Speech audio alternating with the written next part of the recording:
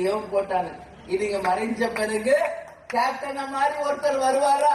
கேப்டனா மாதிரி ஒரு நல்லவர் இருக்காரா? கேப்டனா மாதிரி மக்களுக்கு செய்தவர் யாராவது இருக்காங்களா அப்படின்னு இன்னைக்கு யூடியூப்ல ஆளாளுக்கு பேசிட்டு இருக்காங்க.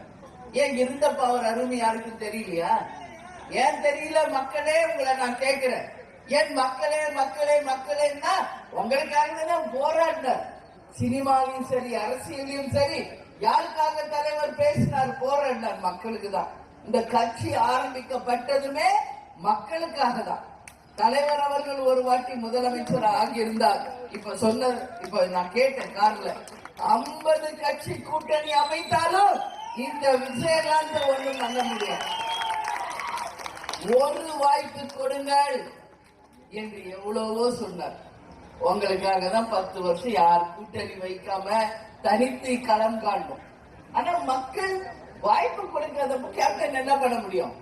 வாய்ப்பு கொடுத்தா தானே அவர் என்ன செய்வார்ன்றது மக்களுக்கு தெரியும். என் மக்களை தங்க தட்டில் வைத்து தாளாட்டுவேன். லஞ்ச ஊழல் இல்லாத நேர்மை ஆட்சியை கொண்டு வருவோம்.